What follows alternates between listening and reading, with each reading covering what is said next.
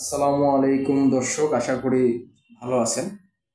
আপনারা যারা এবার এসএসসি পাশ করেছেন তারা ভাবছেন আমরা এখন কি জেনারেল লাইনে পড়ব নাকি কারিগরি লাইনে পড়ব, না কোন কলেজে ভর্তি হব, কোথায় চয়েস দিব ইত্যাদি বিষয়ে দিয়ে আপনাদের মাঝে অনেক প্রশ্ন জাগতেছে। তো আজকে আপনাদেরকে আমি ডিপ্লোমা ইন ইঞ্জিনিয়ারিং সম্পর্কে এবং পলিটেকনিক ইনস্টিটিউটে কিভাবে পড়বেন, কিভাবে ভর্তি হবেন কি এই ইত্যাদি বিষয় নিয়ে আলোচনা করব। এছাড়াও আমার ভিডিওটিতে আপনারা civil engineering, diploma in civil ইঞ্জিনিয়ারিংয়ের কেরিয়ার কীরকম হয় সে বিষয়ে খুঁটিনাটি জানতে পারবেন। তো বাংলাদেশে প্রায় 49টি এ পর্যন্ত সরকারি পলিটেকনিক ইনস্টিটিউট রয়েছে, যেমন Rangpur polytechnic institute, Bogura polytechnic institute, Chattogram polytechnic institute, Dhaka polytechnic institute, Rajshahi polytechnic institute, Rajshahi মহিলা পলিটেকনিক ইনস্টিটিউট। তারপরে আপনার এছাড়া জেলা পর্যায়ে বিভিন্ন পলিটেকনিক ইনস্টিটিউট আছে, যেমন ঠাকুরগাঁও পলিটেকনিক ইনস্টিটিউট, এরপর Chapainawabganj polytechnic institute, Pabna polytechnic institute, তারপরে Sylhet polytechnic institute, Mymensingh polytechnic institute, এরপরে আছে আপনার কক্সবাজার পলিটেকনিক ইনস্টিটিউট। এরকম অসংখ্য পলিটেকনিক ইনস্টিটিউট আছে। তো প্রত্যেকটি পলিটেকনিক ইনস্টিটিউটে প্রায় 5 থেকে 7টি টেকনোলজি আছে। যেমন কী কী টেকনোলজি আছে? আছে সিভিল ইঞ্জিনিয়ারিং টেকনোলজি, এরপরে আছে electrical engineering technology, computer science and technology, এরপরে আছে মেকানিক্যাল ইঞ্জিনিয়ারিং টেকনোলজি, তাছাড়া আছে ইলেকট্রোমেডিক্যাল ইঞ্জিনিয়ারিং টেকনোলজি, পাওয়ার টেকনোলজি, এরপরে আছে ইলেকট্রনিক্স ইঞ্জিনিয়ারিং টেকনোলজি, ইলেকট্রোমেডিক্যাল তো বলা হলো। এছাড়া মেকাট্রনিক্স টেকনোলজি আছে।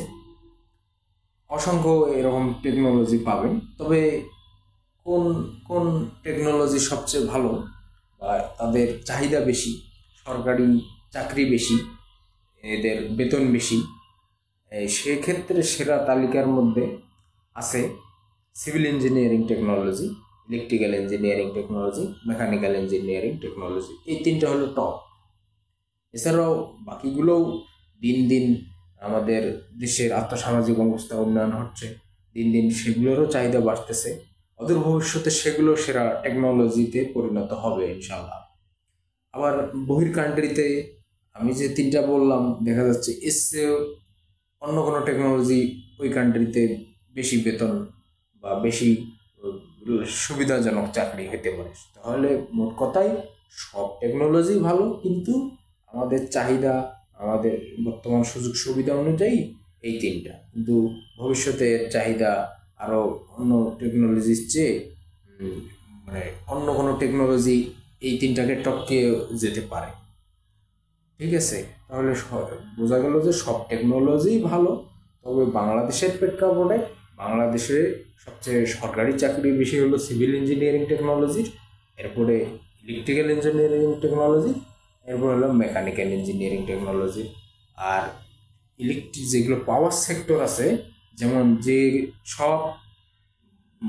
সব প্রতিষ্ঠান বিদ্যুৎ উৎপাদন খাতের সাথে জড়িত,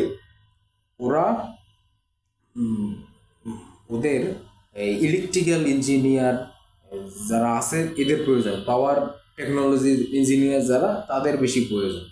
আর সেসব পাওয়ার সেক্টরে চাকরি করলে অনেক টাকা বেতন, প্রায় লাখ টাকা বেতন পাওয়া যায়। যেমন পাওয়ার টেকনোলজির মধ্যে সর্বনিম্ন বেতন পল্লী বিদ্যুতের, তো পল্লী বিদ্যুতের প্রায় 48,000 টাকা একজন উপসহকারী প্রকৌশলীর বেতন, 10ম গ্রেডে। সে ডিপ্লোমা ইঞ্জিনিয়ারিং পাশ করে ডাইরেক্ট সে 10ম গ্রেডে উপসহকারী প্রকৌশলী বা সাব অ্যাসিস্ট্যান্ট ইঞ্জিনিয়ার হওয়ার সুযোগ রাখে। তাহলে আর সিভিলের বাংলাদেশ কর্ম কমিশন কর্তৃক অসংখ্য সেক্টরে নিয়োগ হয়ে থাকে। আমি দুই একটা উদাহরণস্বরূপ বলি, যেমন টেকনিক্যাল ট্রেনিং সেন্টার টিটিসি, এরপরে যুব উন্নয়ন অধিদপ্তর, এরপরে আপনার আছে বিভিন্ন এই পলিটেকনিক ইনস্টিটিউটে জুনিয়র ইনস্ট্রাক্টর হিসেবে জয়েন করতে পারে। আর এমন কোনো সরকারি প্রতিষ্ঠান বা পাওয়ার সেক্টর নাই যেখানে সিভিল ইঞ্জিনিয়ারিং টেকনোলজির স্টুডেন্টদের লাগে না। অনুরূপ ইলেকট্রিক্যাল, অনুরূপ মেকানিক্যাল, তাহলেই সব টেকনোলজি ভালো, সবগুলো মোটামুটি ডিমান্ড ভালো। তো আপনারা আপনাদের রুচি অনুযায়ী, যেমন সিভিলে আপনি বাড়ি নির্মাণ, তারপর রাস্তাঘাট, রেলওয়ে পথ, এরপরে এয়ারপোর্টের যে পথ আছে, এরপরে আপনার নৌ চলাচলের যে সম্পর্কিত পথ, তারপরে বন্যার জন্য যে বাঁধ নির্মাণ করা হয়, ব্রিজ, কালভার্ট, এরপরে তো রাস্তাঘাট তো অবশ্যই আছে। এছাড়া যে কোনো নির্মাণ, যে কোনোখানে সব জায়গায় সিভিলের চাহিদা আছে। তাহলে আপনারা সিভিল টেকনোলজিকে আপনাদের রুচি অনুযায়ী বাছাই করে নিতে পারেন। এখানে আপনারা অটোক্যাডের কাজ শিখতে পাবেন। অটোক্যাড দ্বারা আপনারা বিল্ডিংয়ের ডিজাইন, এরপরে বিল্ডিংয়ের আর্কিটেকচারাল ডিজাইন ইত্যাদি শিখতে পাবেন। আপনারা কিভাবে সাব অ্যাসিস্ট্যান্ট ইঞ্জিনিয়ার হয়ে সাইট পরিদর্শন করবেন, চালনা করবেন, নেতৃত্ব দিবেন, এইসব বিষয়ে শিখতে পাবেন। এখানে বিষয়টা হচ্ছে আমাদের ডিপ্লোমা ইঞ্জিনিয়ারিংয়ে এমন কোনো সাবজেক্ট নাই যে পড়ানো হয় না। এখানে সায়েন্স, আর্টস, কমার্স সব কিছু আছে। ইভেন আপনার টেকনোলজি তো আছেই, আপনি এখানে বাংলা, ইংরেজি, ম্যাথমেটিক্স, ফিজিক্স, কেমিস্ট্রি, তারপর বিজনেস অ্যান্ড অর্গানাইজেশন, মানে আর্টসের সাবজেক্ট, অ্যাকাউন্টিং, কমার্সের সাবজেক্ট অ্যাকাউন্টিং, আর্টসের সাবজেক্ট সোশ্যাল সায়েন্স ইত্যাদি বিষয় সব কিছু শিখতে পাবেন, জানতে পাবেন, করতে পাবেন। এছাড়াও আপনার কেরিয়ার গাইডলাইন হিসেবে আপনাকে ব্যবসা করানো শেখাবে, উদ্যোক্তা, এন্টারপ্রেনিয়রশিপ ইত্যাদি সম্পর্কে আপনাকে বই পড়ানো হবে।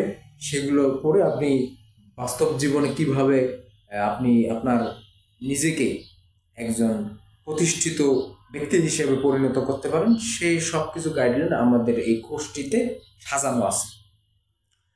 তাহলে এখানে আরও একটি গুরুত্বপূর্ণ দিক হচ্ছে আপনি হাতে কলমে শিখবেন।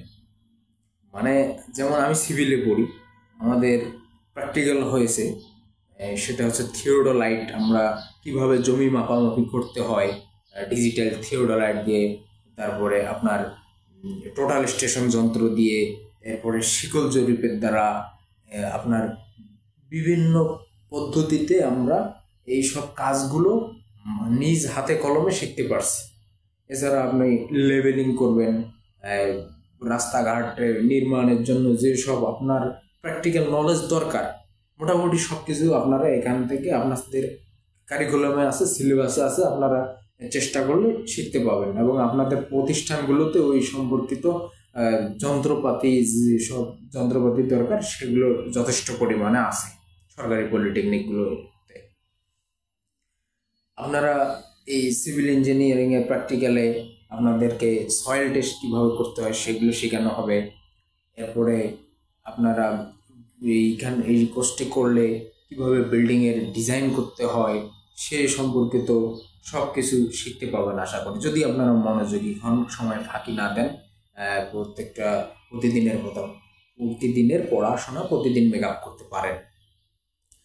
আপনি অটোক্যাডে শিখেও অনেক টাকা ইনকাম করতে পাবেন, আপনি ফ্রিল্যান্সার হইতে পাবেন অটোক্যাডের মাধ্যমে। আপনি স্কেচ আপের দ্বারা 3D বড় বড় বিল্ডিংয়ের সুন্দর সুন্দর নকশা করেও আপনি এই আয়গুলো করতে পারেন। আর আপনি যেখানেই যান না কেন সব জায়গায় আমাদের সিভিলের কাজ হয়।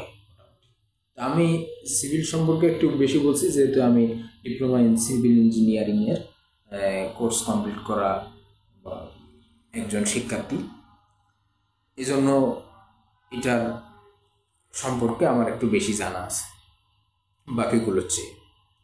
তো এখন আপনি সরকারি পলিটেকনিকে, ভালো পলিটেকনিকে যদি পড়তে চান তাহলে আপনার রেজাল্টটা ভালো হইতে হবে।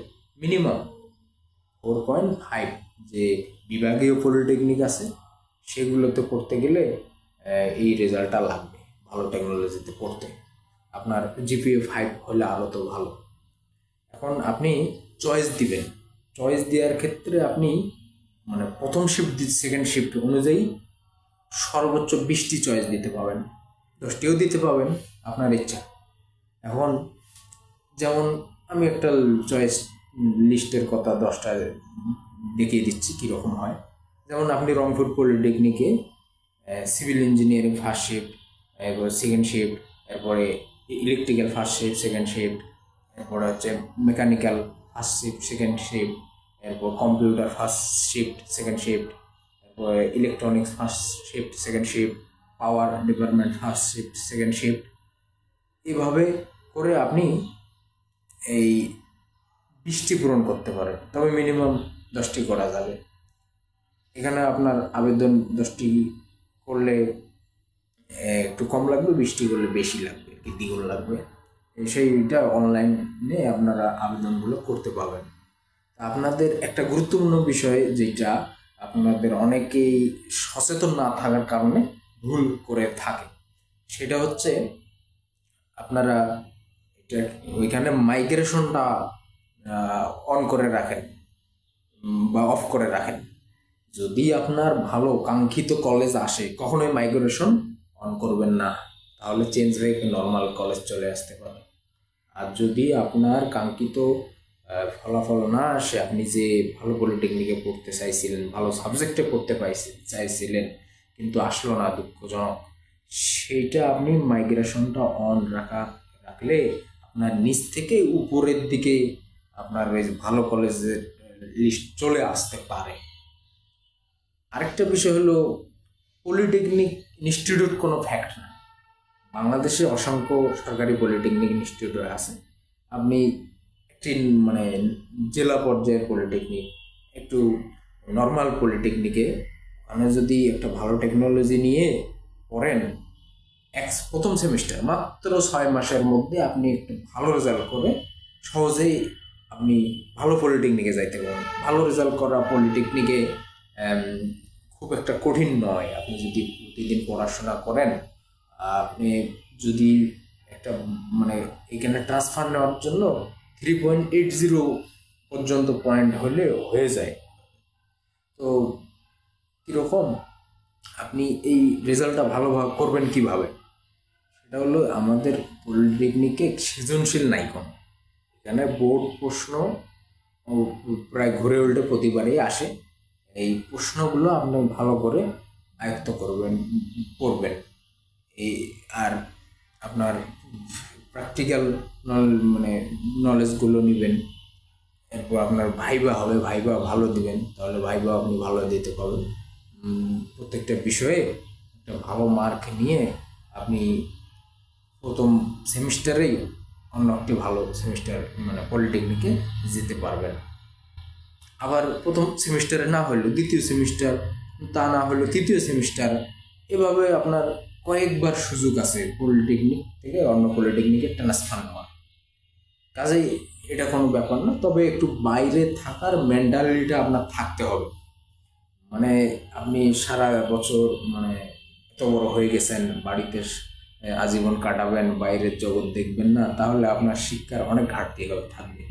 আপনি বাইরে মেস লাইফ কীরকম, হোস্টেল লাইফ কীরকম, অন্যদের সাথে কীভাবে চলতে হয় এখন এইসব শিখতে পারলে আপনার চাকরি জীবনে আপনাকে অনেক সহায়তা করবে। আপনি কমন সেন্সের শিক্ষাটা এগুলো পাবেন। তা আমরা যে বিষয় এটা হচ্ছে আপনারা যারা নতুন পলিটেকনিকে পড়াশোনা নিয়ে অনেক চিন্তা ভাবনায় আছেন, তাদেরকে আমি ভিতরের কথাগুলো আরও খুলে বলার চেষ্টা করি। যেমন পলিটেকনিকের একটা সমস্যা আছে, সেটা হলো ছেলেবেলা ক্লাস অটো দেয়। অটো মানে হলো তারা নিজেরা ক্লাস আজকে আমরা করবো না, এইভাবে ফাঁকি দেয়। এই ফাঁকিগুলো আপনাদের দেয়া যাবে না। এই ফাঁকিগুলো যদি না দেন তাহলে আপনারা ভালো কাজ শিখতে পারবেন। আর আরেকটা সমস্যা আছে, আমাদের যারা গ্রাফিন এক্সট্রাক্টর পলিটেকনিকের, ওরা আসলে শেখায় না। আমাদের পলিটেকনিকের সরকারি যারা স্যার আছে ইনস্ট্রাক্টর, ওনারা ভালো শেখান। আর কিছু আছে পার্ট টাইম টিচার, তারা গেস্ট টিচার, তারাও ডিপ্লোমা পাশ করে তারা জয়েন